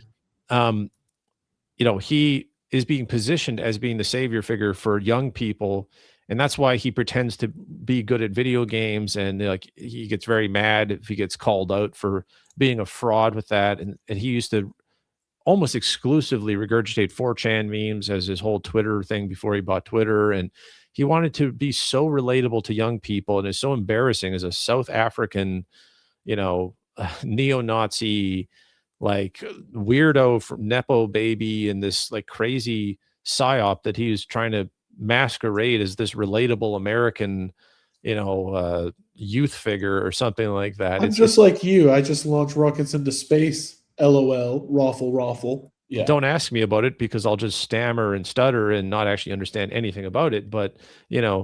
at least my company is doing it, and that So, yes, I think there's the technocracy dressed up as this like based, red pilled, anti woke, countercultural, libertarian solution that is like, yeah, get rid of the government. Doge is going to come in and demolish this inefficiency and expose all this fraud. And then they can Trojan horse, obviously, the whole other agenda in there. Then there's the question. Let's get to this now because we're at an hour and 20 minutes. And I want to get to just the feasibility of the prison planet. Yeah. Let's say you have a point that you've made. I want people to hear it, that there is an element of buy-in and cooperation and mass adoption to these solutions, to these what they would consider solutions. This, let's call it the prison planet, this idea of the total surveillance, everything monitored, everything measured, all things being consumed by data centers and then interpreted and regurgitated out to us to sort of create the simulacrum of reality, this 1984 on steroids sort of hallucinogenic cyber dystopia, whatever it ends up being. You make the case for why this is not something they can just force on us. And you've talked about this being a spiritual battle. Would you agree with me that there are, in the big picture, this, if that is where they're going, if this is what's going to happen, it's inevitable. We can't actually stop it. And if not, what do we do? If you can't literally stop it, what do you do? What is your contribution then? So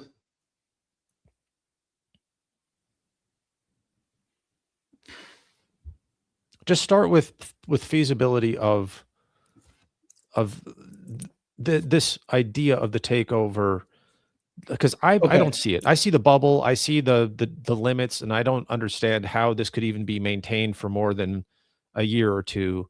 before the systems need to be upgraded. There's all these cyber vulnerabilities of, you know, hackers being able to disrupt things, and foreign governments, you know, would have to buy in, or else why would So Russian let me hackers hit not be you with able to? this.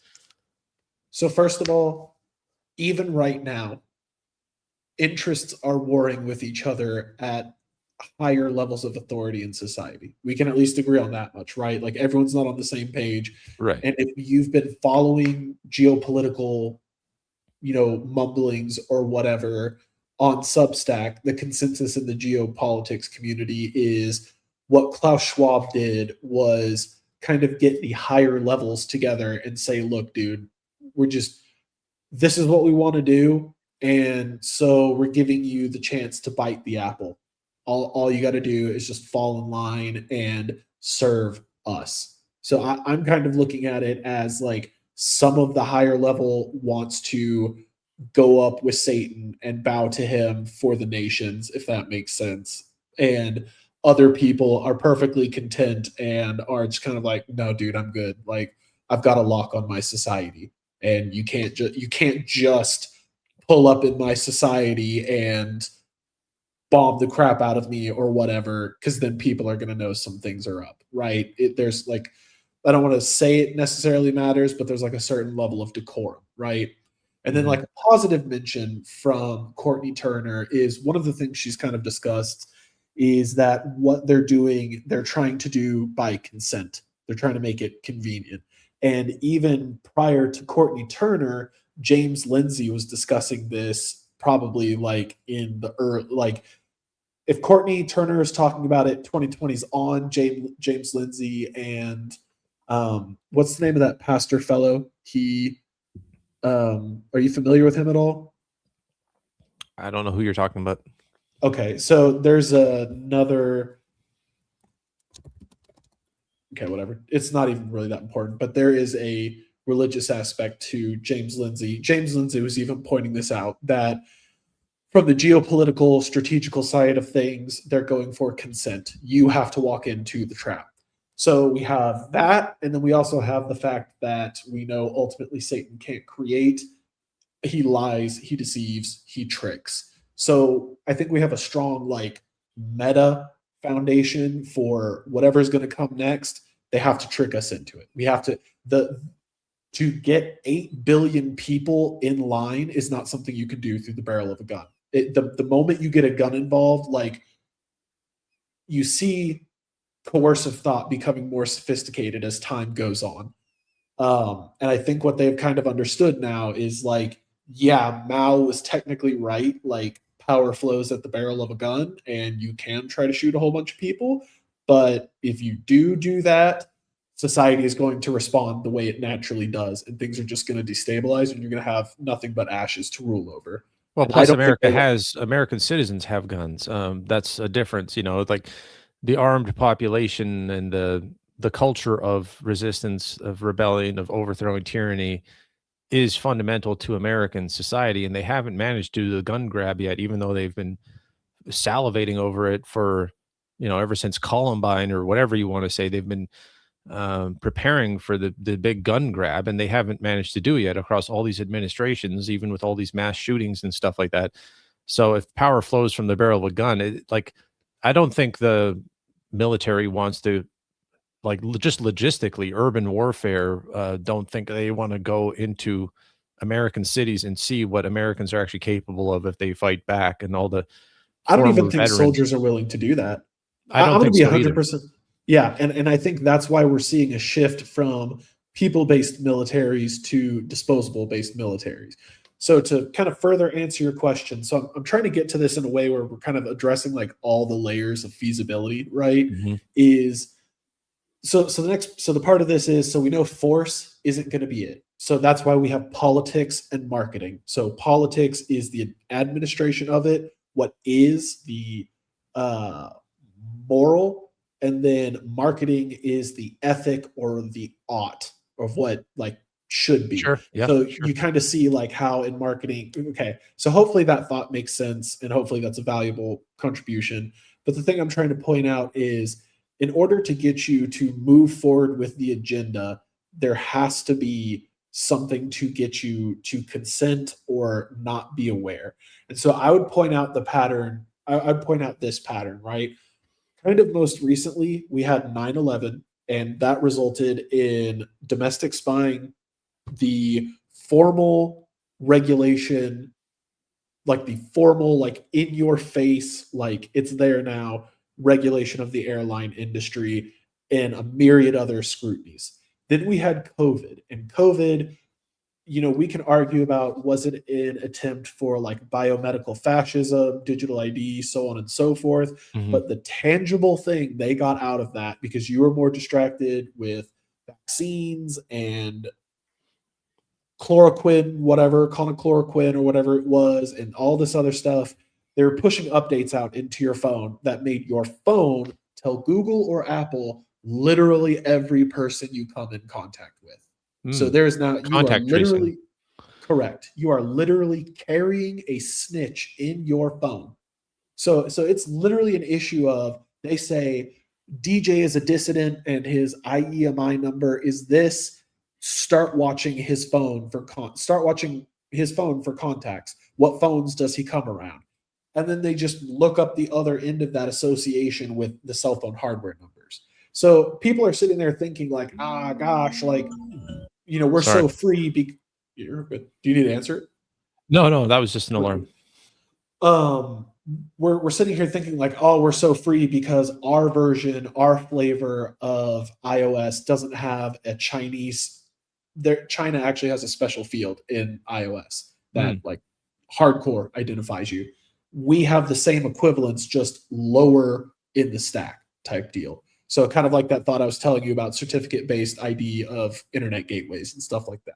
Yeah. So what I'm trying to point, so that's the next thing is, so I'm telling you, so again, just to organize thoughts real quick, it's, first of all, we're learning that force isn't working out every time we try and make it happen. Okay. And then we look at, all right, in order for this agenda to move forward, every time it happens through a consensual mechanism, either in the middle of duress or an emergency. But the bottom line is there's a government with an operational policy and a media to sell the story to implement the operational policy. Mm. So the next thing kind of becomes, you've got to start realizing, like, even when they do push these things forward, stuff doesn't always just automatically work out. Like, I'm pretty sure, and a lot of people in the geopolitical community, I think, feel this way as well. They were supposed to launch digital ID during COVID, and that just never materialized, right? Right. So everybody's basically being gaslit between, or I don't want to say gaslit because that's not a precise term, excuse me, but people are being made to feel anxious and powerless about things when they might not necessarily be aware that reality exists, guys. And just because ChatGPT is mediating reality for you does not mean that there is not like a real world and an actual set of events going on, different than the history you've been taught, different than the understanding ChatGPT communicates with you. So if we're talking about like what are the dangers and stuff like that, and what do you do? Again, like it's taking responsibility for yourself, and you've got to get yourself in order first. You've got to start engaging with the real world again, and not, you need to find friends that will keep you grounded. You need to get your news from people, and you need to focus your effort on what's around you. But when you're trying to engage a system that operates on the terms of the people that don't want the best for you. So I want to make sure I'm clear with this thought, because I feel like it's kind of important to make this distinction. Currently in the Substack Geopol space, right? The people that are engaging in that realm do so with the history they've been taught in government schools. Their research assistant is government provided AI. If depends on if you believe we're a free market or not. And it is using language with the definitions that government school and AI have given them. You're not going to win an epistemic war with the other guy's weapons, right? Right. I see. So what I'm trying to communicate to people is if we're talking about like what can we do, like you have to discipline yourself. If you've got social media problems, you got to get over it. If you have carnality problems, you got to get off of it because like that's another vector for you to be controlled. As far as like education and things like that, I'm I think we need to be realistic. Like not everybody really cares about reading 200-300 year old history and stuff like that. Sure. But that's where it goes to, if you're on the consumer side of this thing, you need to be engaging with the content that you subscribe to for its overall validity. And if you start to find out that, kind of like I was saying earlier in this conversation, all it is anxiety without solutions or whatever, you need to stop rewarding that and So start finding. I would bring that back to the idea of discipline. I would also throw in that, unfortunately, and we've talked about this, and we'll probably talk about it again if we do this again. How churches fail to prepare Christians to engage with reality in a way that is compatible with Christianity and still informed by real life, not just sort of this parallel reality the churches like to create where there are no problems or the problems are all really abstract or whatever. They're still in 2006. Yeah, basically. And so then I would say people need to develop a discipline and a skill of literacy, media literacy, and learn that. One thing that I found out from doing my TikTok channel was that if I just showed somebody a screen, because I kind of invented that. I mean, people might not even believe me, but before I was doing TikTok videos, nobody would ever show you an actual news article on the screen. That was considered weird when I was doing it. So I would show them a news story from an actual source, and I would highlight the text and I would read the actual text of a news story. And I'm like, this to me, this just comes very naturally. Like, I want to show you my sources, where I'm getting it from, Right. and so that you're not just hearing a guy talking about it. That was like revolutionary to like hundreds of thousands of like Zoomers who, sorry to use the generational term, but younger people who had never opened an internet browser. They didn't know what an internet browser was. They didn't know what websites were. They literally just using smartphone and touch screen and whatever. Maybe Google has some updates on them or something like that. And so the ability to find a source and look at it and then, but they don't have the skill to, nobody's taught them the skill to question that source and say, okay, is there a better source? Is this just, now you finally have a source, but is it worth anything? Where is this guy coming from? The ability to evaluate and compare sources and things like that. I feel like it would be nice to be able to train people somehow. I mean, I could try doing it myself, but to question their sources more. And like, this is where I find myself in an awkward spot trying to help people because I'm so critical of the alternative media. Like, the alternative media is already where people go to find the truth that the mainstream media is not willing to tell you. But they're not looking at the metadata of that situation. And like, maybe that's something we call out, is like, the whole point is you think you're finding an alternative. And the thing I would just kind of point out is it's like, it can't be an alternative if it's in direct relationship to the thing you're getting away from. Like, this is so for the purposes of trying to be like helpful for your audience, is it fair to say that like what we're dealing with right now is an epistemic war, or a war of knowledge and how we know what we know and how we communicate what we know? Is that fair? I think if you want to engage on that level of trying to turn the narrative around and try to expose things, I think I could make an argument that that's not even necessary. That the type of spiritual warfare, I mean, it is essentially the most effective kind of spiritual warfare we could do. It's like a social change, grassroots awareness. I think that is probably, you could call it epistemic warfare, and that would be a fair argument. And so I guess what I'm trying to what I would try and highlight to the users, or what I would try and highlight to the audience, and in the spirit of being supporting, if we're talking about what do we do, how do we build skills, things like that, Peter Duke with his work on neurolinguistic programming has been incredibly helpful for me. And I Right. think one of the things a listener from this podcast can do is to start developing a taste or a sense for where the context lies in a narrative, because you will quickly find that if you want to assess where you are, like if you're actually getting something alternative or if you're basically just still in the matrix, so to speak, start looking at what they're saying and how it fits in with like the larger narrative going on.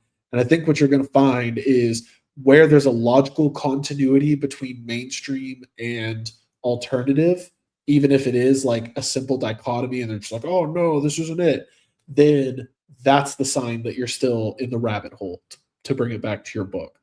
If you're trying to figure out like if you're outside of the rabbit hole, then what I think you're going to end up finding out is that conversation and content that matters is typically very nuanced and diverse in the sense that it considers a wide array of things in its content Hmm. to, you know, so I mean, other than that, the only other useful thing I could say, what do we do, what are solutions and things like that, is you have to use their weapons against them, and it's kind of an issue of poisoning the well. So we've got to kind of know that kind of what we're talking about is part of this is skills, and it's not just intellectual skills, but it's also like, can you grow food, can you navigate without a GPS, things like that. Like Mm. we need to recover the fundamental human um, competencies. But then the other piece to this, shoot, what were we?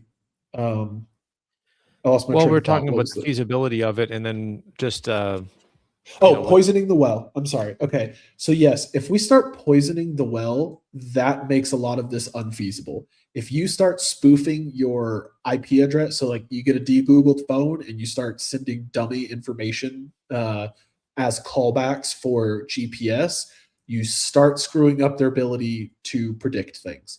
It relies on you carrying a phone that is a digital twin of you in some capacity. So you start filling out forms with bad information, you tell your phone to start pretending it's somewhere it's not, or you actually stop using your phone for a variety of the things it can do, they all of a sudden are left with horrible information. And the moment they have to start acting on that horrible information is the moment, I think the curtain falls. It Okay, becomes so clear what's happening. let me question that, Okay. because I'm what you said. This is what I pick up from alternative media a lot of times, is that we need to garden and prepare for some sort of independent existence, and de-Google and detach from these systems, because the systems are more and more sucking us into their solutions and their network, and then therefore they can track everything. We've talked about how it's trying to measure everything. It's trying to, surveil everything. I find the entire conversation around this independent lifestyle to be so implausible. The idea that somebody, and first of all, the idea that somebody would, like, unless you are an actual person of interest that is being targeted, like a higher level full-time journalist who has actually exposed serious doings and broken stories and so forth, that at that point you might actually, like, Homeland Security might be paying attention to you, and you might want to actually try to operate anonymously somehow. uh, but otherwise I don't see it working for an average person who's got a day job and they're paying you. Most people are paycheck to paycheck. We talked about young people having nothing. The time and work investment to try to become independent seems like I could never in good conscience recommend that to somebody unless they're already somehow independent enough that this is just like a lifestyle change, you're basically talking about destroying somebody's like especially if they have wife and kids. Like now we're all like, I don't know. I've seen people try to do it. There are people who So have. it's doing what you can where you can. So you're right to call it out that if you go up to someone dealing with these issues and you tell them, bro, just live off the land, like their response is going to be, okay, boomer, like whatever, because you're right. That's not feasible. But the point is, in the same way that there's no one thing, so if we're talking about technology as the material and what we do as humans as the spiritual, in the same way that in the technology field, there is no one thing, right? Like your digital identity is not a database table with everything you've done. It is the fact that a system has been created around you that you are participating in, where you trust different aspects of yourself into a two-way mirror. What is essentially a two-way mirror. So if we're sitting here talking about like what's digital, what is digital ID going to be, and technology, this, that, and the other, like digital ID for all intents and purposes is already here if you're using Facebook, Garmin, all these other things. You It's have infrastructure in a sense, right? correct. You have put yourself in the system like that. The alternative is, and the middle ground with your advice is, everyone needs to start pulling back from that in whatever capacity they can.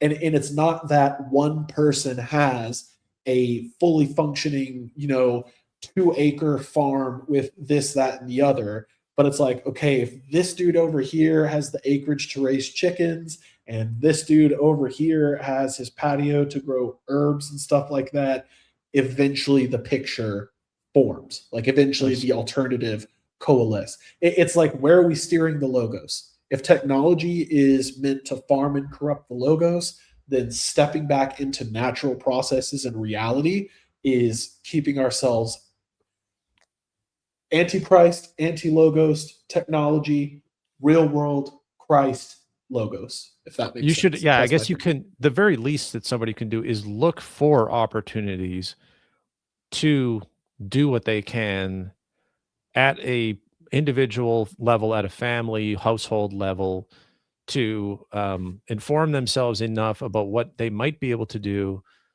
that could scale back the amount of information they're donating to this whole system, this operating system of tyranny that they're creating, to change the way they talk, to change the way they talk to others about these things. I'm sure the people who are listening to this are already doing that because they're listening to it. They're trying to figure out what they can do. We have to wrap it up because I have to go, but I'm going to give a big black pill right now, and then I'm going to try to balance that out with what I consider to be a Christian worldview on this.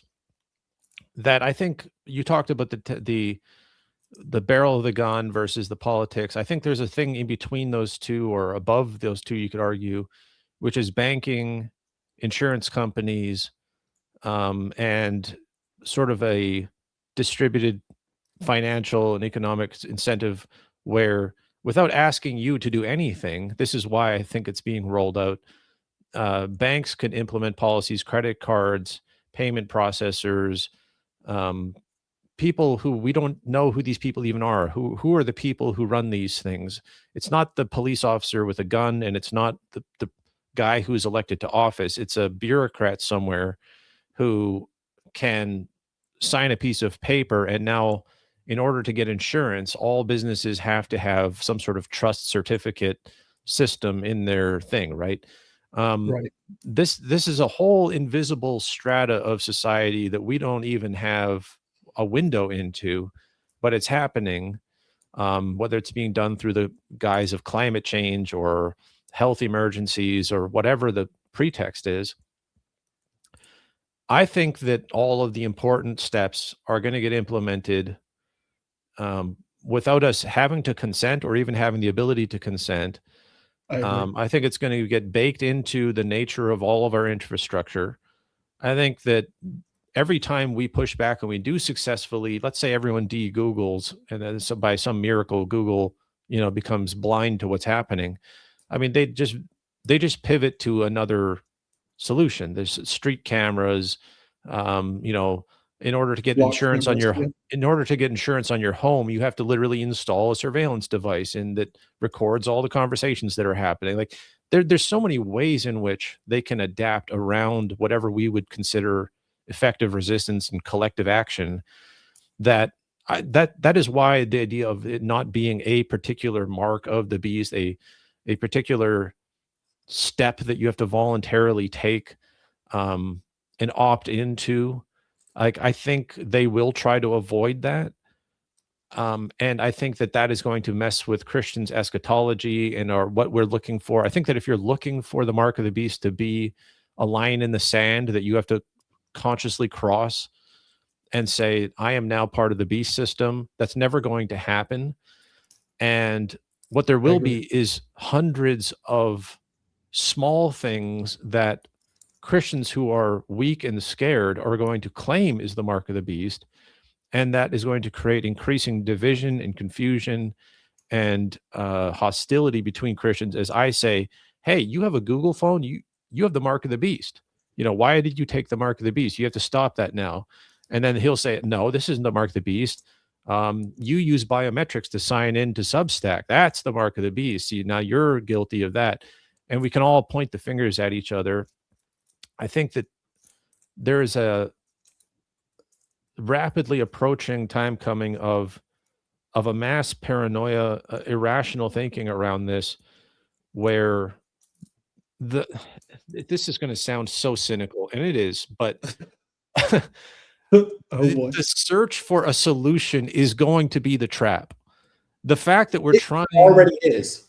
the fact that we're trying to think our way out of a satanic takeover of the world and point the finger at each other and say, you're the problem because you use YouTube, and you're the problem because you use Windows instead of Linux, or whatever the thing is, they are always adapting. They're listening to this podcast right now, or some AI is transcribing it and it's being fed back to the NSA. Like, even the discussion we're having publicly about how to resist is seamlessly being incorporated into their plans.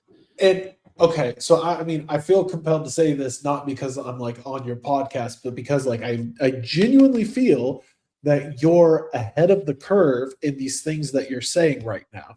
And that's what I'm trying to advocate. Like that's what I'm trying to so my white pill to your black pill just there is the whole point is you're right, Terry. We're trying to think our way out of this, or we keep engaging with the serial killer, thinking if we did appeasing Hitler work, right? No. Well, like so what I'm trying to get at is, like, unfortunately the thing we need to wake up to is the fact that society now is the poison fruit. That's the concept of the omni-war we have in geopolitics, where everything is being used for that end. And so my white pill is basically this, that at the end of the day, so to use your point against you, you're saying, like, yes, this conversation is being integrated into a seamless understanding of how do we move forward. And my point is if you're not engaging with that system, it cannot propagate itself. Like it is a cancer fundamentally, and if you give it something to feed on, it will feed on it, and it will continue to do. It's like a Babadook. You know what a Babadook is? No, I do not. Babadook. I think it's Babadook. It's a thing that like just keeps getting scarier and haunts you harder and just hates you the most until you actually confront it. And then when you confront it, right. So this is like a literary device, I think it is. There's a movie based off the premise, but I think this is like a category of monster. So I'm trying to give people like a sense to say, like, the model is we're going to use the elements of society against you to maintain our control, be that education, your ability to public transport, or whatever. If you change your mindset to, okay, I'm going to start focusing on being self-sufficient for whatever I can be, for learning outside their ways of knowing, and for using language in a way that they don't use it, fault lines start showing, and it becomes increasingly easy to start figuring out, okay, you're about the BS, so we're not about you. Right. And it becomes increasingly easier to say, okay, this is the agenda, we see it, this is not the path forward. So we are both it's not about asserting that to a government or authority figure. It is about integrating that into the zeitgeist or the logos of our time, and just consciously acknowledging, like, this is not the path forward. You're going to do whatever you're going to do, and we're going to do whatever we're going to do. So But it's I kind of a don't. counter pressure that we can put on this trend. We can trend in another direction, even if we don't have the silver bullet or the one solution to everything, or there's a one specific thing that we all have to do or something. That if we're It's all death by 8 billion cuts. right, and so if we're creating a counter pressure in a different direction, which we would obviously want to be a Christian direction, that um, I mean, that would at least frustrate their plans. That would at least make it more interesting. I mean, I'll be perfectly honest. I'm bored of this dystopia. I think that that if this is the dystopia that we're going into, I just want to make it more interesting by trying to push back in ways. That's why I do what I do. I mean, I could sit at home and not say anything, and I would still be a Christian, and I'm not worried about my fate. I don't feel obligated to do this on that level, but I want to, and I think I did have a disruption in the climate lockdowns that they were talking about when that was on the agenda. I One of my most viral videos ever was about climate lockdowns and how credit cards were going to start integrating carbon tracking in them and stuff, and it ended up on the InfoWars, and it ended up on Tucker Carlson, and a bunch of these places. And then suddenly that went away. They abandoned that particular plan. And that's just one out of thousands, like you said, 8 billion cuts, different plans that they have proposed. And then somebody comes out and they push back. That's how Fabian socialism works. It's all, classic Fabius of Roman general who never committed fully to any battle and was always willing to retreat. And so the enemy always thought they were winning because he was always retreating, but actually he was always using up their resources and sparing his own, and he ended up winning just because he tired out enemies by retreating so often and hitting them where they weren't expecting it, because they all built up their defense in one point, and so he would hit a different point, and then they'd have to move over there, and by then he'd have retreated, and it looked like he was losing, and Rome hated him because he never got a good victory, but yet he won all of his wars because he would, through attrition, wear down the enemy. And this is what we have now. We have the Fabian socialists who are trying to wear down us collectively, and they will retreat when we push, but they didn't give up. Isn't the occult symbol for what's happening right now the snake eating its tail? That's one of them. Yeah, for sure. The Ouroboros or whatever it is. Right. And so I would just kind of point that out to your viewers is, if you look at the symbols that guide these people, none of their what is it, like symbolology or whatever, like the logic of their symbols, none of it is sustainable. Like a snake can only eat its tail so much before it dies, right? Like unless there's like a cricket or some crap coming in there delaying the inevitable type deal. So the issue is just kind of like, really, do we want to be the sustenance the snake gets on its way to oblivion? Or do we just want to say, hey man, I'm going to let you chill in the grass over here and destroy yourself and do whatever? We're not going to do this. We're just not doing that. Like, I will try to finish off my rant there with a, because I know I was ranting, but I'll try to finish it off with a sort of white pill of my own, which maybe to a non-Christian would probably sound like an even more black pill. But let's just assume, let's just start with the starting point that they're going to literally kill us at some point, either through starvation, some sort of collapsed grid where we all freeze to death in winter. Let's just assume that things will get to the point where they will have effectively cut us off from the source of life economically, financially, or just through terrorism, through proxy, whatever. Let's just assume that they will kill us. Right. And let's assume that we cannot stop anything that is happening, that prophecy is going to get fulfilled, that there needs to be a third temple, and there needs to be, the culmination of wars and the tribulation as Jesus described it, that these are not things that we should even be trying to prevent as if we are failing if we don't prevent them. These are going to happen. God is the one that is going to make sure that they happen, in fact.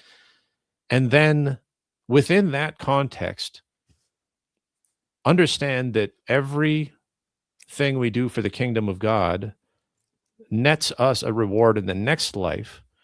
And so as much as we can or can't influence what's going to happen in this world with the little bit of connections and the tiny amount of resources that we have here, we are still obligated to serve the kingdom of God. And Jesus says that we will not lose anything that we give in that service, that everything that we give and sacrifice in service to his kingdom, he will reward us with multiple times over in the next life. And so it's not that we need to succeed in stopping this conspiracy. It's that we need to, like you said, do our part, focus in the right areas, drag everything towards Jesus Christ, because that's actually what they hate the most. They squirm the hardest when we talk about Jesus. Yeah. And once we do that, we can take conspiracy theories, we can take every discussion, and we can find out how relevant it is and what a Christian should do with it, and remind people about the greater spiritual war. And I think in that sense, we can't lose. I mean, that's been my pitch, is we don't lose. Christians can't, we are incapable of losing, because if they give us any freedom at all, even the freedom of a prisoner, which is the freedom to think in your prayer and pray in your own cell with nothing, and you own nothing and you have nothing, you still have freedom, the freedom of a prisoner. If we have any freedom at all, we will use that to serve God's kingdom. And if they kill us, then we get to go to heaven and we win again. They didn't take away anything. In fact, we get a blessing for being a martyr. And don't threaten me with a good time. So that's how bleak I am about the situation, but at the same time, how optimistic I am about it, because yes, things will get worse. That is a law. That is actually God's prophecy. Things will get worse. But for us, what harm is there? They can't do anything to us except either give us liberty or bless us with persecution. And so let's go and let's piss off Satan. Let's talk about Jesus. Let's make this a spiritual battle. And then what can they do to that? There's no thing that they can do. I'm just going to throw this out there, and hearing you say that, and you're talking about like, the worst they can do is kill us or whatever. But I don't think this is something I'm dealing with in my faith right now. Is I don't think many Christians really understand what a blessing suffering can be, and doing it necessary. So I don't want to contradict you or be like disrespectful or anything like that. But like what I'm kind of meditating on in my faith right now is not doing things for the reward of heaven or the, having things bestowed on me manyfold. I'm trying to focus on this as that is that is the Holy Spirit. Like that's the right mind thing to do, simply to obey God. And God, it is as simple as God says, focus upwards, put your mind on higher things. Sure. In spite of persecution or whatever. So I guess I kind of want to just respond to that just by kind of saying, like, guys, I don't even think it necessarily has to be about the reward in heaven. I think as you mature in your walk in faith, you're going to start finding more and more satisfaction, is I think the right word for that, Yeah, good in word for it. obeying God. Yeah. Like and everything else, as long as you trust in the Lord and you put on the armor of God and you're willing to just like go straight through, you're right, Terry. Like there's you bless us with persecution or you give us liberty. Either doesn't change what we're doing, just changes how we're doing it. Okay. Well, I want to thank you again for coming on. I mean, we could have gone down a lot of different discussions of technical aspects of what is all being implemented. I think people should go to your Substack, follow your work to have more specific discussions. There are people who will be able to appreciate what you're saying. I'm not literate enough in technology to follow all of the details, but this is why I want to be able to talk to you and um, tell us what your Substack is. And I have a feeling we'll get back together some point and actually just dig more into what it means to be a Christian in this dystopia and possible coming tribulation. So let people find your work if they want to ask you questions. We want to get more into it, and then we'll wrap it up, and we'll probably talk again some other time. Yeah. So right now, my Substack is The War on Meaning, and I am in the middle of launching a variety of projects under the name the1225.com or the 1225. Luke 12:25. Don't worry about things. God's got you. And honestly, my Substack is really just kind of like I feel like I see that gap where there's either Gaia Earth Mother spirituality, there's performative Christianity, but there's nothing like authentic. And so I feel like really the only thing valuable I can provide to an audience is I'm comfortable enough to say I'm in Christ. I'm comfortable enough to say that I am trying to live a genuinely Christian life. That does not mean I am perfect or even anywhere near it. So I'm trying to write about that as I grow in my faith and I learn more about how Christianity intersects with various like geopolitical or historical topics. Outside of that, I'm really just trying to work on technology to help people kind of see through what's going on with the world, like through technology. So for that, one project is Cividex, which is a map-based social network for point-to-point social networking on cell phones. So it basically allows you to document anything from protests to police encounters in a durable, distributed way that forms a consensus of truth. So I'm hoping that will be showable by the end of the year.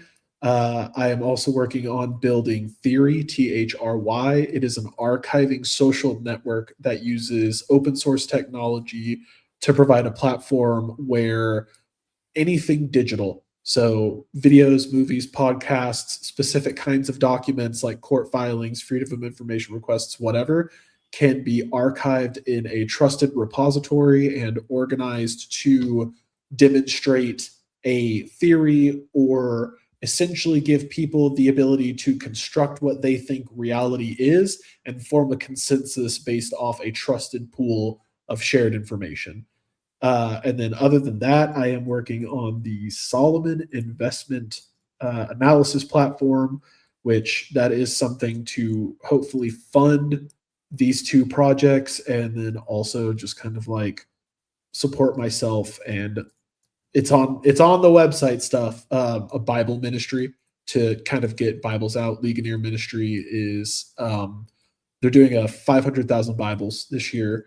So as spare money becomes available, I donate Bible, like I donate like $25 or something thereabout to make sure people get Bible. So that's the kind of stuff I'm working on this year. I am trying to obviously branch out, start having conversations with people, see what kind of perspectives people want from me, and start writing about it. Sure. So if anyone hearing this is interested, check me out on those places. Nothing is paid right now. I have no podcast, but if you are interested in that kind of stuff, let me know and I will get it going. So thank you. Apologize. That's my spiel.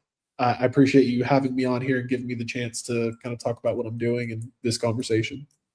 Yeah, well, I mean, I wish, and we might have to set up an entire conversation around those projects because each of them is interesting on their own and different. I hope that people do follow up and look into what you're saying, and I hope you get more opportunities to talk to other people and get in the mix. I mean, what you're doing all sounds.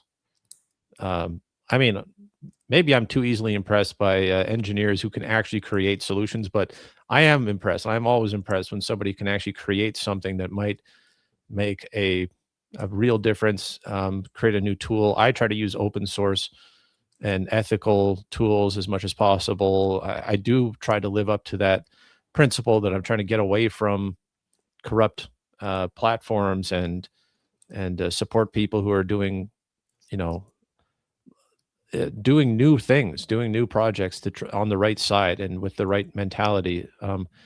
So yeah, let's wrap it up there. And then thank you for coming on and for talking with me for 2 times now.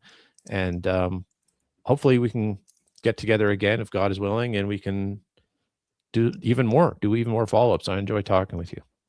Yeah, same. And again, just thank you so much, man. I appreciate it. All right. God bless you. We'll see you next time. All right, you too.